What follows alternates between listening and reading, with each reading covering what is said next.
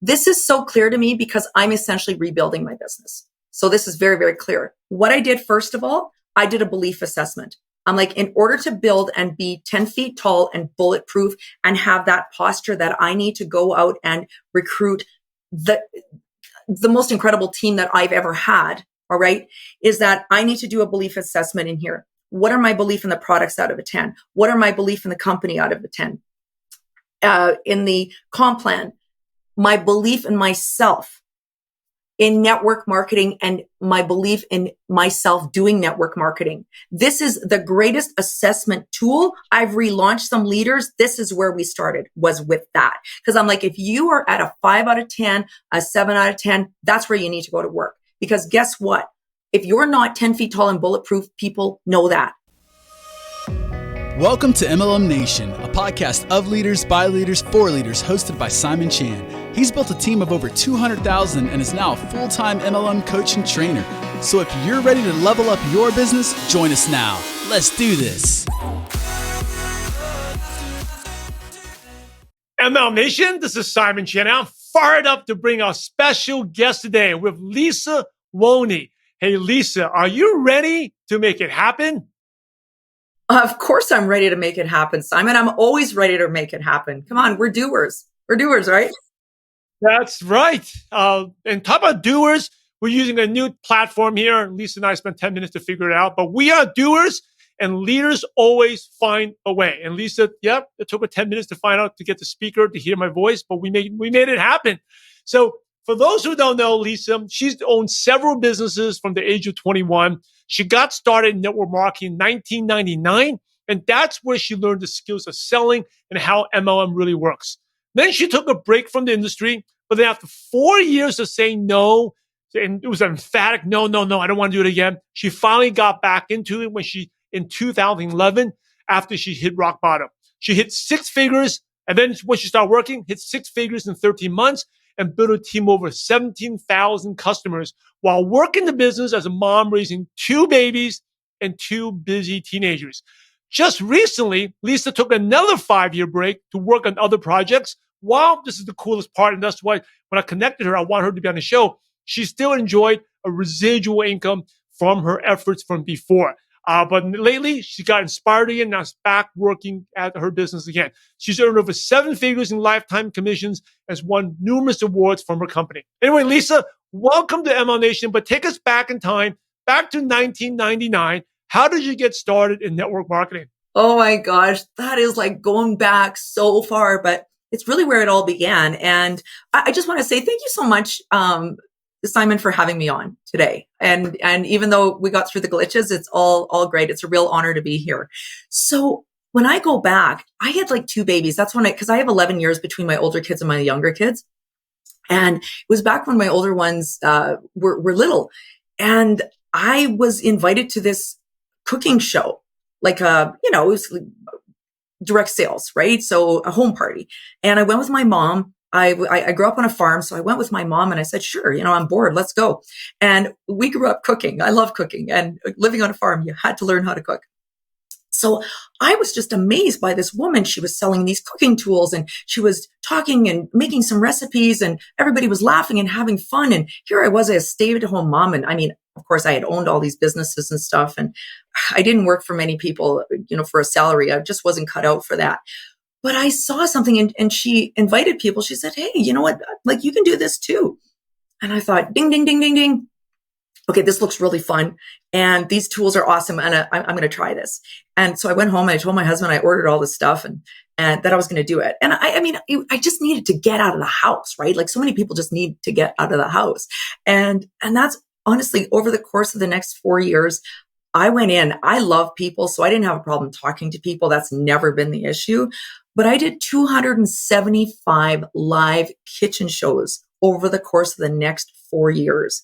And it was crazy. And I only started with 6 people that I knew. From there, I built with complete strangers in their homes. So you can only imagine the experience that I gained through that, and the network that I also gained. So that's where it all began, was right there. So from those 6 people, you did 275 presentations. It was like their downlines, their team members. Is that what happened? No. So that was the one thing with direct sales. And that was, I want to address that today because it was a very, very different experience for me doing direct sales versus network marketing, even though they're sort of in the same realm, right? Is that for me to build a team, I had a very, very difficult time for, getting people to say yes to that. So it was primarily me doing all of the selling. So it was true direct sales. I had a couple of people that did, become distributors. But for the most part, it was just me doing those 275 live kitchen shows. And I found those people myself. Wow. How did you find these people? Well, I like to talk. I like to meet people. I'm not afraid to ask people questions. And so I would ask for referrals. And again, I had integrity. People trusted me in their homes. Obviously, these were people, complete strangers, inviting me into their home and saying, hey, you can take over my kitchen. I'm going to invite my friends who are their network. People are very, very protective of their networks. So I'm a person that always does what I say I'm going to do, right? I show up, I respect people's homes and stuff like that. So people felt confident referring me. And then also I did little trade shows and stuff like that. And I would fill out the old ballot, get people to fill out the ballots, and I would follow up. So that's really how I got all of these shows happening. So 275 in 4 years, that's almost 70 presentations, not presentations, kitchen shows a year. That's like over one a week. So what was like the craziest house you did or the craziest, the dirtiest, or the home you did a presentation in? That is such a funny question. I can't believe it. I'll never forget. I went into this was a multi-million-dollar house. It was gorgeous. This area was absolutely stunning. But I went in and I was so allergic to cats. And I'm all about cleanliness. I really am. I'm not a clean freak like my husband by any means. But, I mean, especially you're preparing food.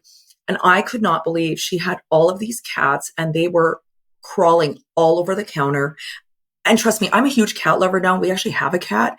But I was so allergic. And I remember my feet getting itchy because all the dander was in the carpet.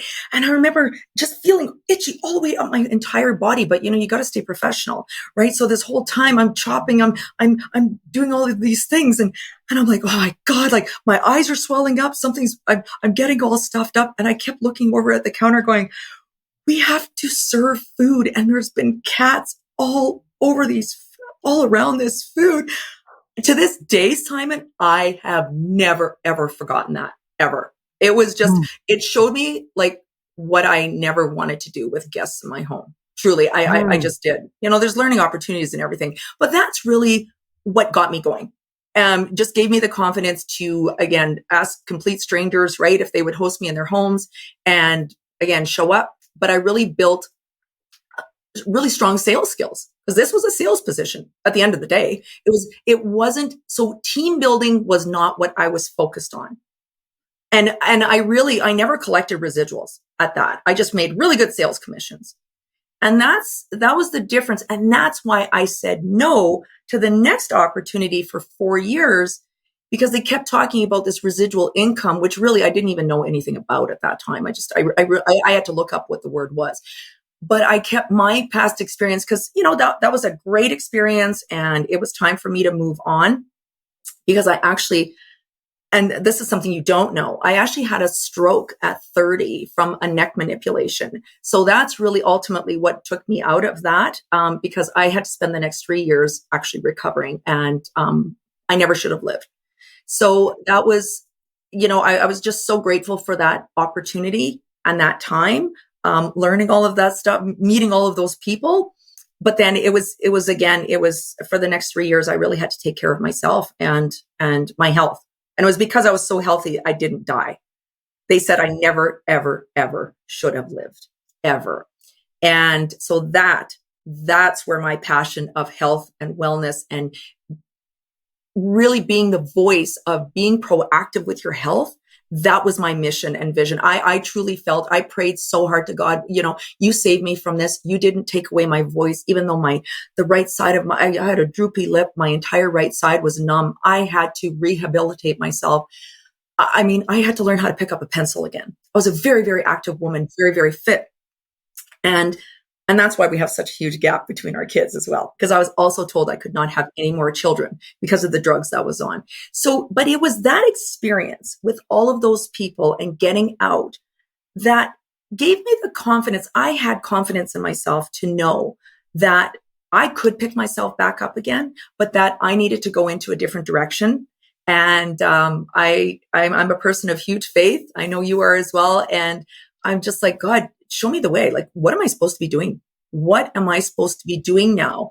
Because I did make a full recovery, fought like crazy, but I'm like, you didn't take away my voice. I need to be using my voice for something here. So just show me what that is. And that's when I became a personal trainer and I opened up my own fitness studio and, I was coaching and training people. I've always loved to do that.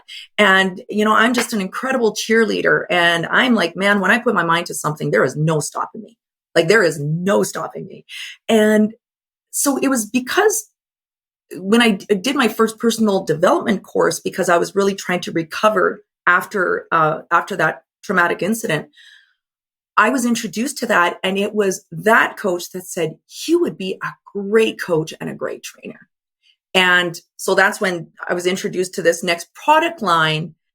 And I was a hard no. He's like, but you'd be so good at it. I'm like, I know I would be. I don't want to do it. I don't want to do it. Why? Why not? Because I really felt I had my own personal training business. I was, my husband had his own business. We were really, really busy, very, very busy family. I had just come off rehabilitating myself over the past 3 years. And quite frankly, I did not want to get into that racket because he kept going, there's residual. And I kept using my past experience of direct sales, even though I was very, very grateful for that experience. I'm like, no, this residual income is not a real thing. It's not. So because I was putting them both in the same bucket. Right.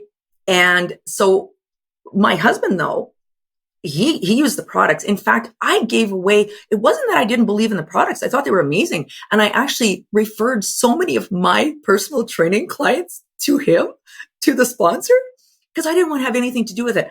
You guys, if people are saying no to you, it's because I just wasn't ready. He invited me to presentations. He invited me to trainings. He invited me, please, can I show you your back office? Please, can I show you how to save more money? It wasn't for his lack of trying. But when people aren't ready, they're just not ready. They're just not ready. So what made you ready? What happened that made you ready finally? Like 4 or 5 years later, you were ready, right? It was 4 years later. In that time, God blessed us with not one surprise baby, but 2, 15 months apart after being told I couldn't have any more kids. So I had these children at like 38 and 39. They're now 15 and 14. And we have like a 28 and 26-year-old. And I knew everything to lose the weight. I knew everything to, I taught nutrition. I was a personal trainer. I knew all of the things, but I became extremely burnt out. I was exhausted. I was up 5 times a night with babies. Anybody that has babies knows that like sleep is not your thing, right? At least with not these two. And I started drinking. I started drinking like at noon to manage stress. And it was a slippery, slippery slope. So I looked at myself in the mirror one day. I finally hit rock bottom. I smashed the wine glass in the sink and it was on a Monday morning and it was January 3rd, 2011. And I smashed the wine glass. I looked at myself in the mirror and I said, like, who are you? And what's happened? What's happened to this bright, sparkly person, this person that had all this confidence in the world? Like, where did she go? Who are you? I looked at the person staring at me in the mirror and I'm like, oh my gosh, who is this person? I was 35 pounds overweight. I looked horrible. And I was not a happy mom. I was screaming at my kids. I was just the stress, right? The lack of sleep, the stress. And I know looking back now, obviously there was probably some postpartum happening in there that was undiagnosed, but all of those things, it was like the perfect storm to hit rock bottom. And that was the greatest gift of my life. Was that day, because that's the day that I phoned up my sponsor and I said to him, okay, I said, I am so desperate. I said, give me your stuff and I will tell you if this bleep works or not. Because I was very body aware. So I knew. And because he had presented the business to me, my gosh, for 4 years, the guy never stopped, right? he would take breaks, but he really, really never stopped. And it was it wasn't even a week. And I just felt like $1,000,000. I just had the most incredible product experience. And that's when I phoned him and I said, okay, I cannot believe how I feel. My energy's through the roof. I've got pounds and inches falling off. My stress levels are have drastically dropped. And I said, I'm not yelling at my kids. My kids are like, whatever you're doing, mom, don't stop. And I said, but I wasn't that bad. And my 13-year-old daughter said, you were awful. You were awful. And boom, it just broke my heart. It just broke my heart. And in that moment, I knew that I had found my mission. This was my purpose because I knew I wasn't the only mother struggling behind closed doors. I knew I wasn't alone. There were tons of us. And I called him up and I said, okay, I said, I'm ready. I'm ready. I have a responsibility. This is what God has had planned for me all along. And it took me having 2 babies, not 1, 2, whack me upside the head. I had to go down that low because I'm a stubborn man. I tell you what, I'm a tough cookie. And I needed to go there to wake up and see what was in front of me all along. See what you had put in front of me. He had put this in front of me 4 years prior. I wasn't ready. I wasn't ready to receive it. And then I went to town and I said to him, I'm like, get out of my way. Just get out of my way because I am going to impact thousands of people with this. I'm going to build an army of heart-centered people who want to pay this forward because every kid deserves to have parents who are thriving. I am all about the family unit. I've been married to my husband, Stan, for 30 years. Listen, I understand why some families have to split apart. No judgment, but there's just certain circumstances.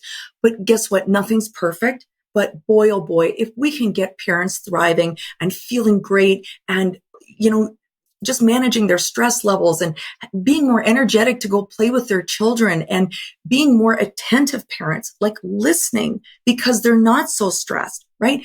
Taking care of their health, losing the weight, going out and thriving. Can you imagine what our families would look like?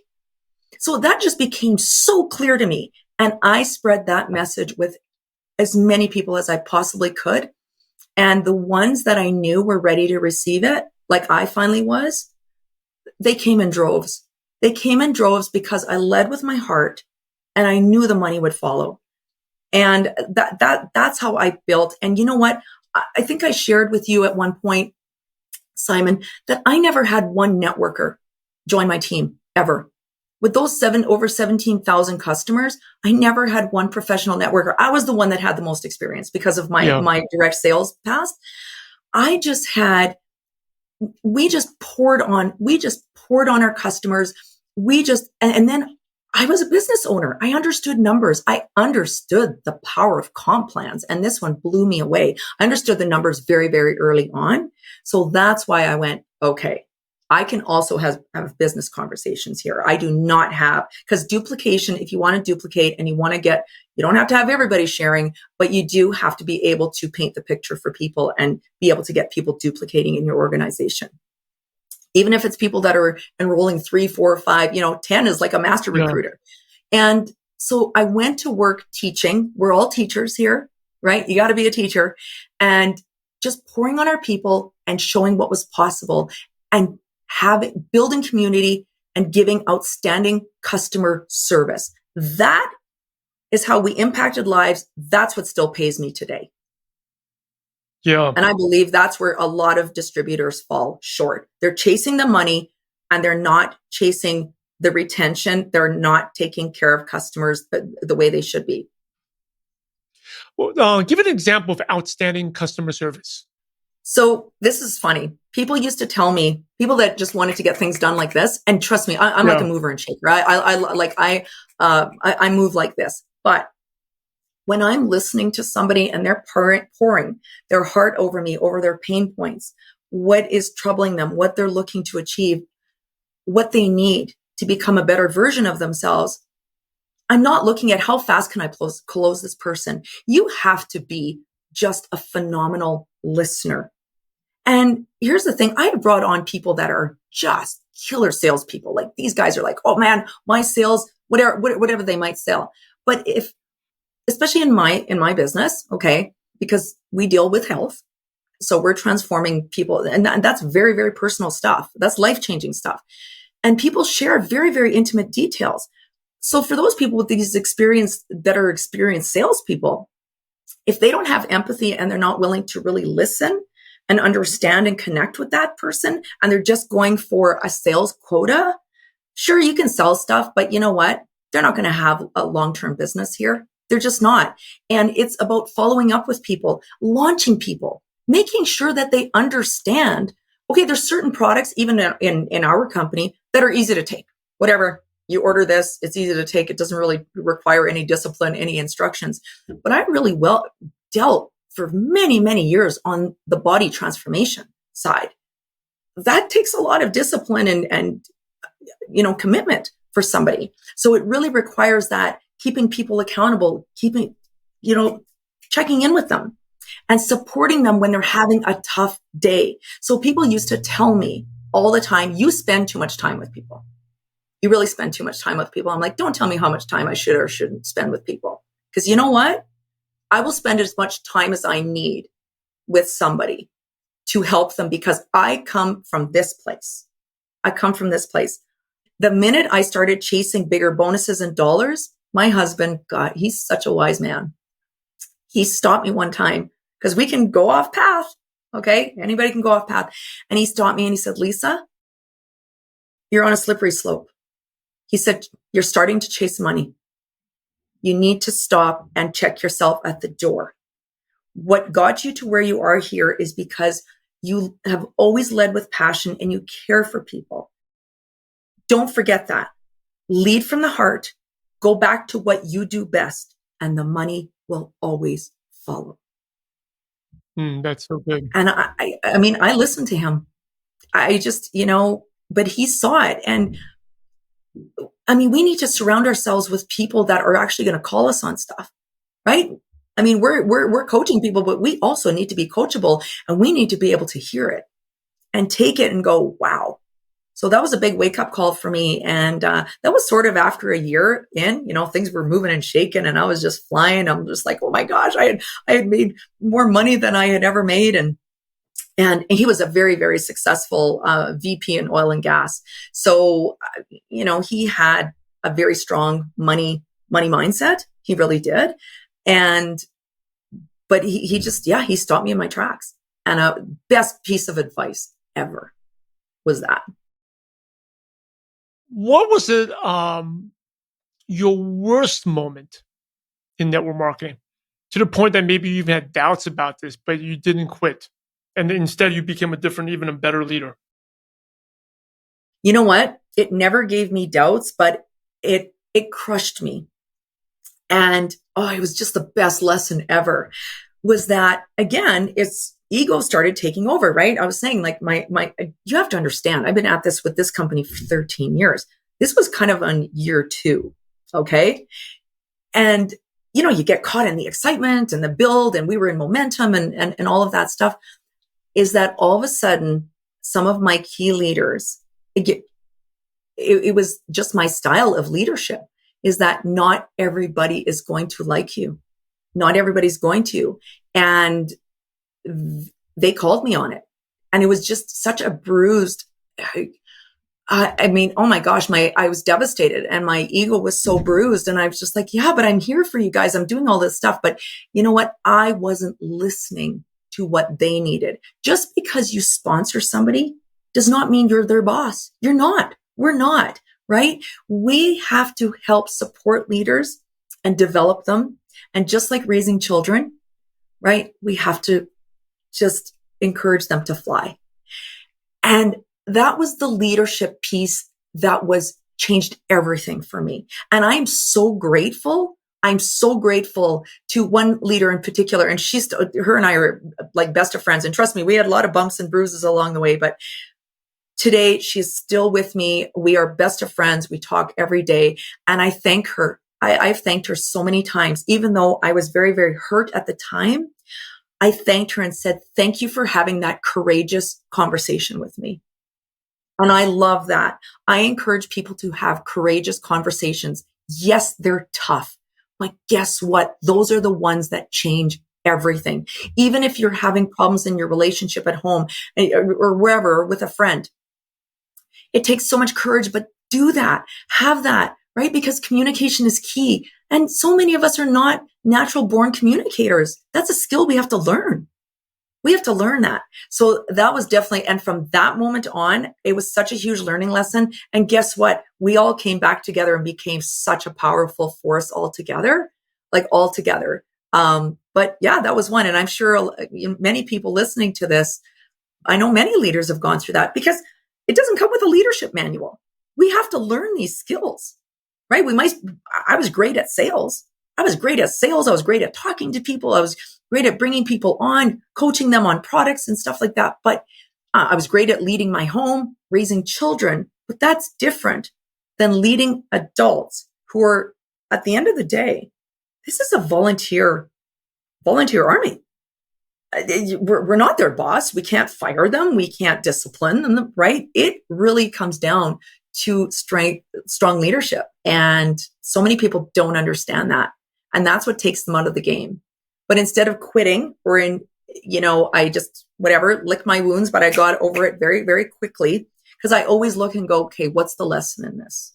What's going on? I have a very high level of awareness and I teach that a lot. And I'm like, oh yeah, okay, it hurts, but just keep moving. And guess what? And learn from it. Always learn from it and do better. And I did. Well, recently, is related to that learning, you came out with a book. What's the title and why did you decide to write it? I always had a book in me. I had a very, very colorful life on a farm with no running water and just so many people always wanted to know, where did I get my drive from, my work ethic? And I did it as a legacy for my kids. But also I wanted to help other people. So it's ultimately a personal development book based on my story. But it's called The Identity Shift, The Secret Sauce to a Sizzling You. So even though it sounds like it's written for female readers, I've had so many men that have gotten so much out of it because it really dives into that personal development piece, but in a bit of an edgy way.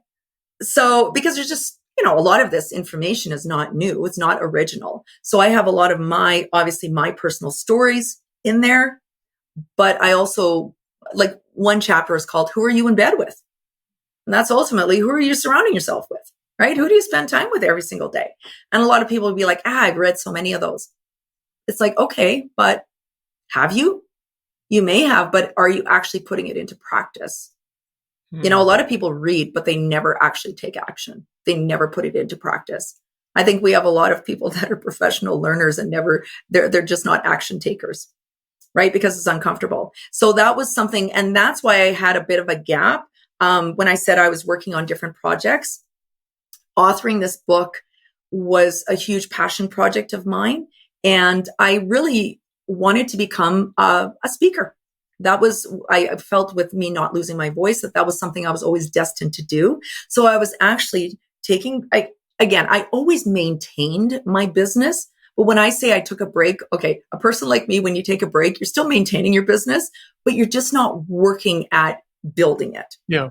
Two very, very different things, right? Because there is a certain amount of maintenance involved in keeping our accounts up and all of those good things.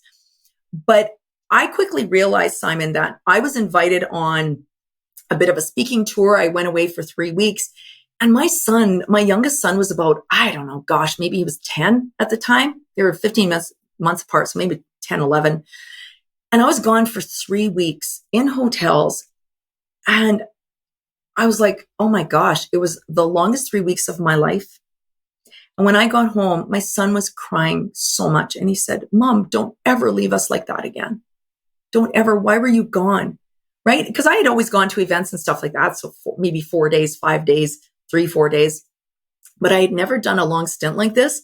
And it was the best thing I ever did because it really showed me that this was not the time in my life to be doing that I could still make an impact with my voice from my own home, from my local stages, from technology with Zoom. getting out to people. I could still use my voice in a very, very impactful way while still being here, being the mom that I wanted to be for my kids. Because we all know, like as parents, kids are not, you guys, I have a 28, 26-year-old. They're not around forever.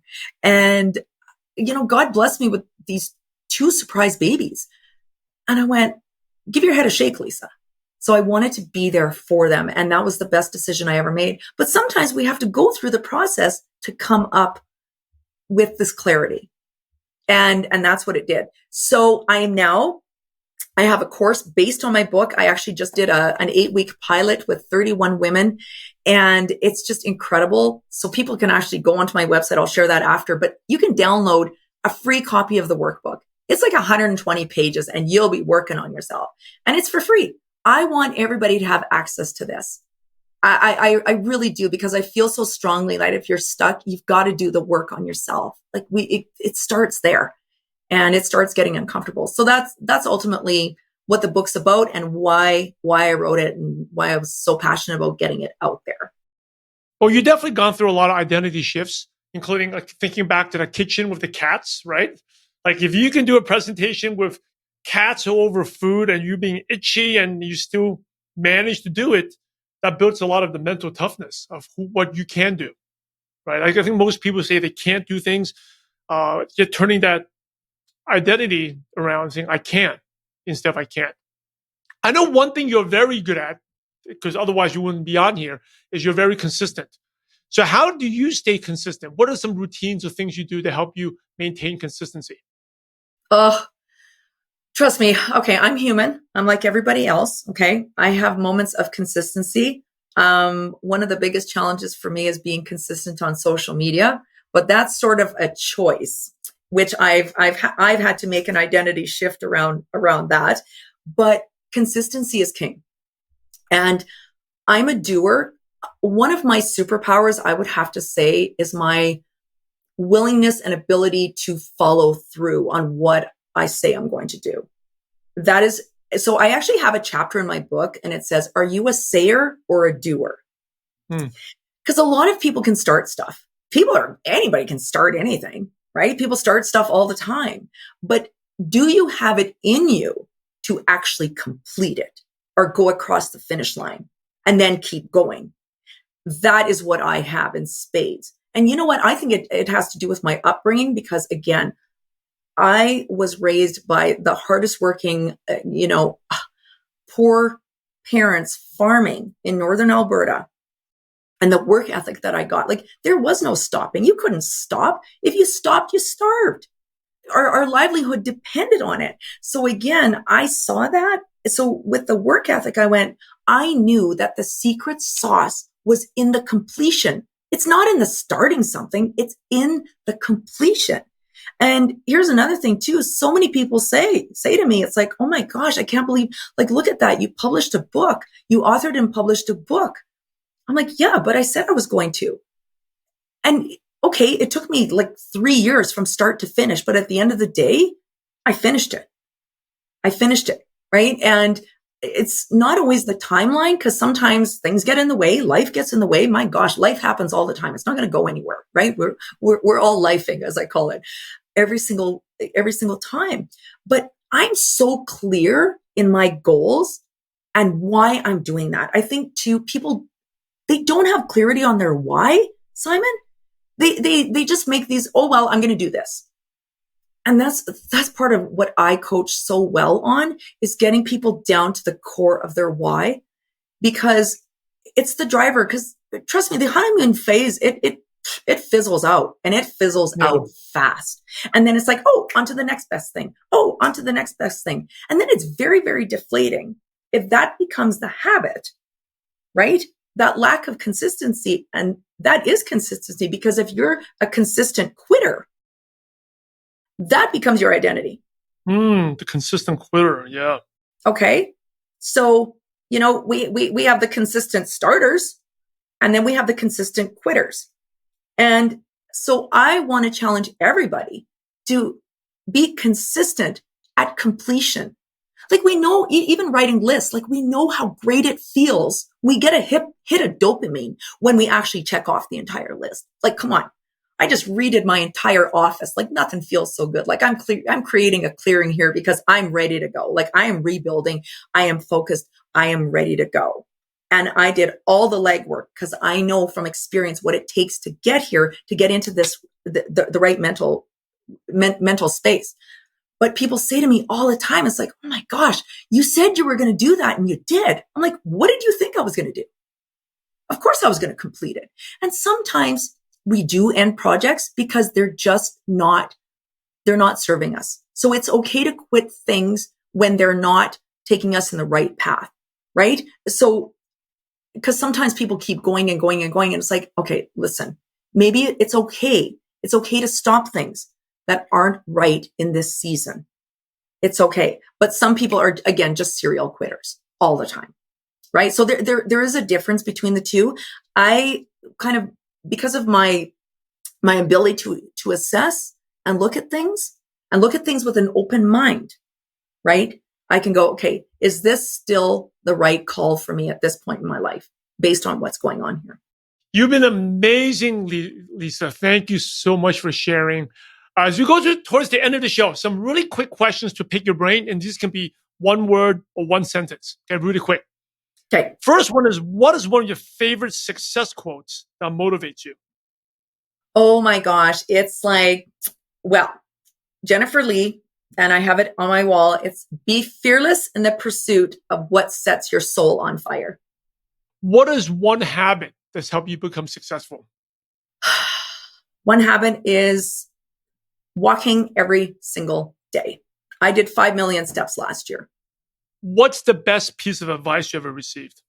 The best piece of advice I ever received was a very, very experienced mentor of mine that said, don't ever put yourself in a position where you're only targeting a very, very small group of people. Go where the big pond is. Because she could see that I was just focusing because of my transformation and how extreme it was. She said she didn't even use my pictures. She goes there because I became a fitness pro even. And she said, thanks for wanting to share your pictures, but I'm going to decline at this time. I don't want to put them on my website because the average person cannot relate to them. Whoa. I was like, wow.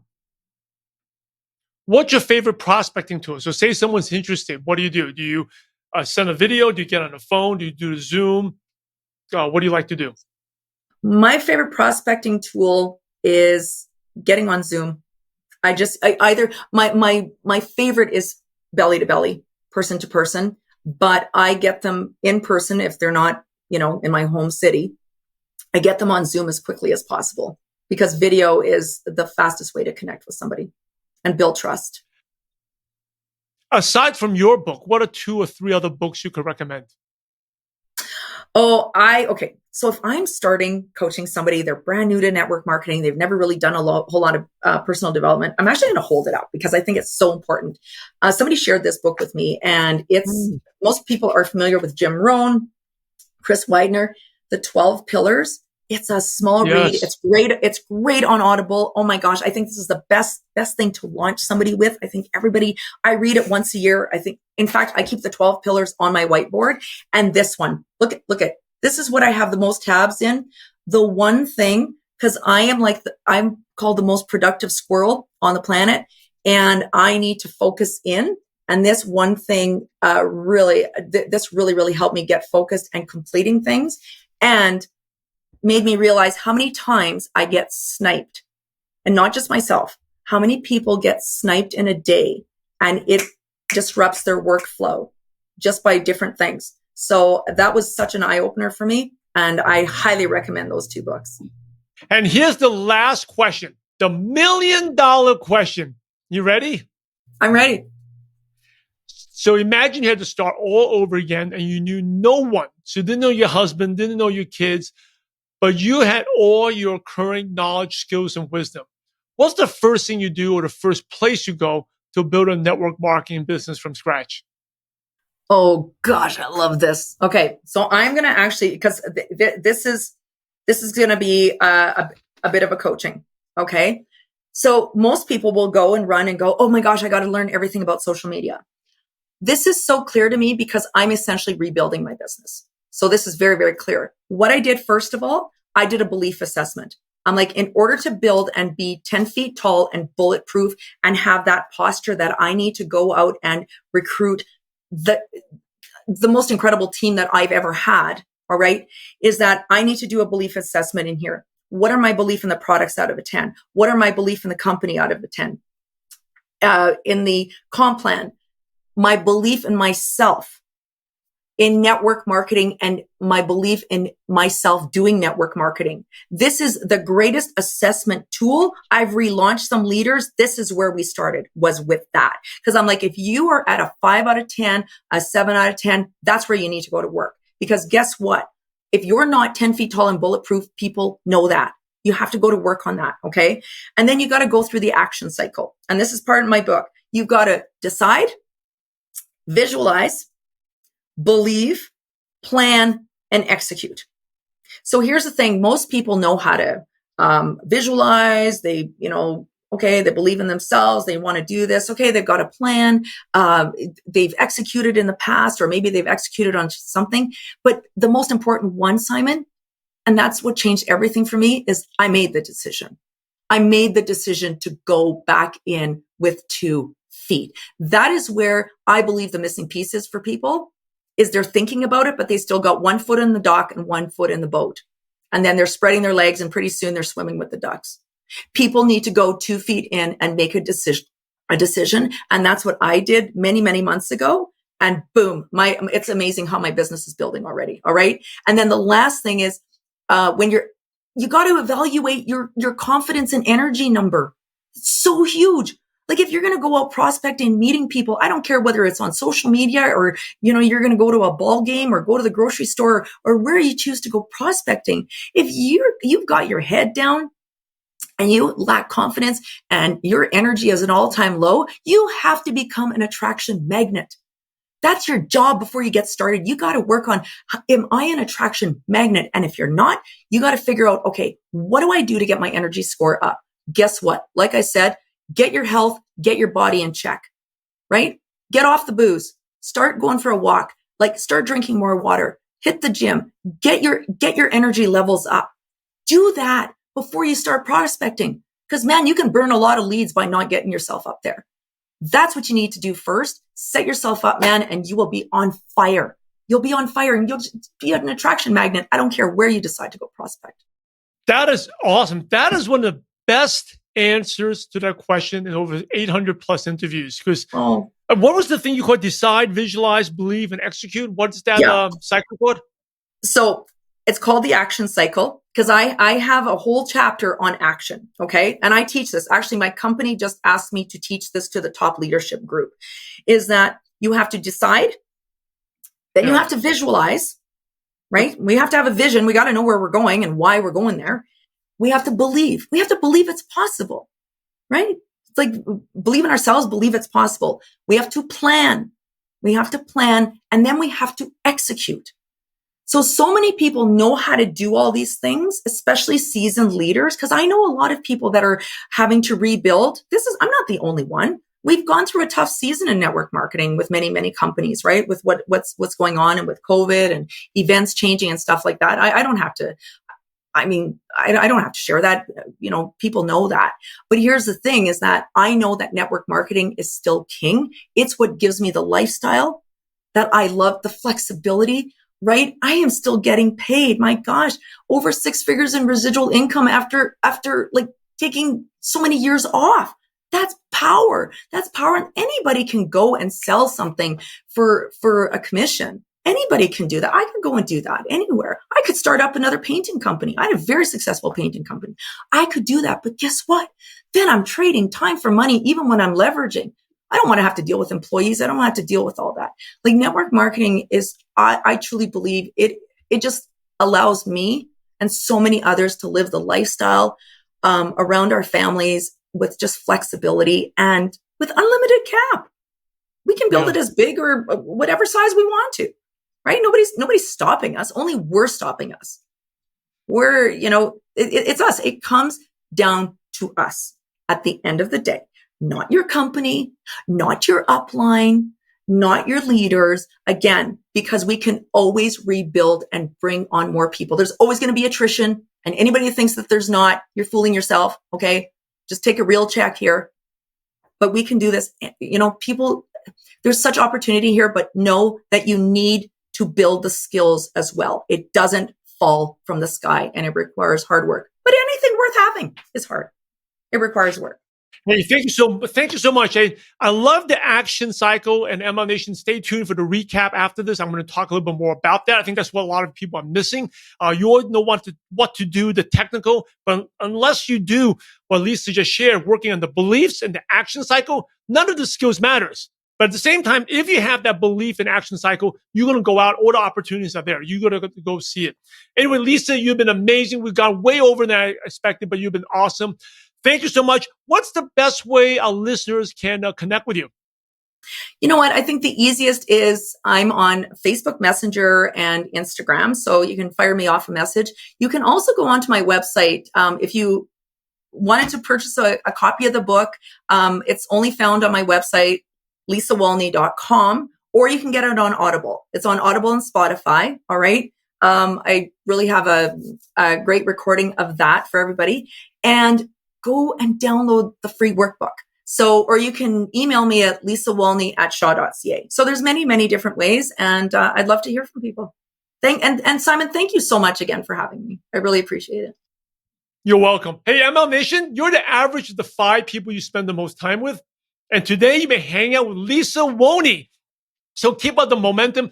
Head over to mlnation.com, click on the podcast tab and the show notes with all the nuggets of wisdom, and check out we've updated the show notes. So there's a lot of extra stuff we put it in there, and also the links to reach out to Lisa. Definitely follow her on social media. Go get her book. We'll put the link in there as well. In order to be successful in life, in business, and in network marketing, you must help others. So Lisa, thanks again for sharing your valuable time with ML Nation. We're grateful to you, and we appreciate you for having a positive impact on millions of distributors worldwide. Thank you so much again, and God bless you. God bless you. Thank you. ML Nation, what's up? Simon Chan here. We have had an amazing episode with Lisa Wolny. Hey, this is our new little studio here. We are making 100 times more investing into the podcast. Really want to make an impact through the podcast. So if you like these episodes, we're doing something a little different as well. Please leave us a review on iTunes or on Spotify. iTunes or Spotify, really, really appreciate it. And definitely go follow Lisa. Go to mlnation.com, click on the podcast tab, and click there. And then you see the show notes page. You also see our updated and upgraded show notes for a lot more stuff on there. So make sure you go check it out and follow Lisa and check out her book. And I love what you talked about, the identity shift, right? And what is your identity? How do you see yourself? Because if you don't see yourself as that leader, if you don't have that vision yourself as that leader, then you're always going to be stuck, right? And I'm going to spend this recap, instead of talking about everything, number one, she has to be heart-driven. That's one of her bigger lessons. Instead of focusing on the money, selling, focusing on serving. That was a big part. But also, I love to answer to the $1 million question, because most people are like, maybe I want to know the technique or where to go. But none of it matters if you don't have that belief. If you don't have that belief, you put your head down, you don't talk confidently, you don't show up on social media like a leader, then why would people join you, right? But if you have that belief in yourself, believe in the company and the products, obviously believe in the industry because you're listening to this, and you see yourself doing it, and you decide, make that decision, visualize, and then action, execute, right? The action cycle, that's what you talked about, right? Believe and execute. You're going to find, doesn't matter where you go. A lot of you thinking, well, what's the best place to find prospects? It's everywhere. It could be in your office. It could be your neighbors. It could be the person you meet in the elevator. It could be, they're everywhere. And if you look at top leaders, there's so many different ways to meet. It could be on Instagram or TikTok or Facebook or YouTube or just email, whatever. Your former colleagues, the people you went to high school with. But none of it matters if you don't have that belief. Right? You don't have that action cycle. You don't make that decision, I'm going to go do it. And you visualize yourself doing it and having that success. You believe you can do it, and then you execute it. If you don't have that belief, nothing matters. That's why I believe mindset is 95% of success. Some of you may not believe that, but it's so true. Right? I've had people who really scale very smart, didn't do well. quit, didn't do well. I have people who don't have college education, barely got out of high school, but strong belief, they did it. It's not really about your why. People say if your whys will make you cry, you do it. Yeah, that's true. We got to have the belief. And you constantly listening to MLM Nation definitely helps you with that belief, right? And so if you, by the way, find this, go make an impact on others, go share this episode, okay? And also make sure you leave a review on iTunes and Spotify because it helps more people find us and it helps us lift up the profession instead of all these anti-network marketing stuff out there. Let us know like what amazing profession this is and what it can do. And one of the things I wanted Lisa to be on the show is she actually didn't. The story was not only did we have a lot of technical issues before we got here because we were upgrading us podcast, but also I reached out to her years ago and took years of follow up. It wasn't until recently I added value. Some of you may have seen my post. This was like 2 months ago where I talked about average influencer. If you want to be a social media influencer or YouTuber, they make like the average person makes $15,000 a year, even though they're spending all this time making videos. You can actually have this crazy 400,000 followers with a video with 100,000 people views and make only $50,000 a year. I was like, network marketing's way, way better. You get residual. And that's not even residual. That's a slave job almost, right? Network marketing's way, way, way better. And but I posted something and then Lisa reached out to me and she wanted to be back on the show. It was after like 5-6 years. So and just during the 5-6 year break, she continued to earn residual, right? And it's providing outstanding customer service, being heart driven. So awesome stuff there. Nick Sheehan, I'm going to wrap it up. Go to mlmnation.com. Go to the show notes page. Definitely check it out. Follow Lisa on social media. Give her some social media love. Also, please subscribe and leave us a review on iTunes and Spotify. Whatever one's easiest for you. Really, really appreciate it. Hey, that's all I have. Make sure you take action. Work on that action cycle, right? Decide, visualize, believe, and execute.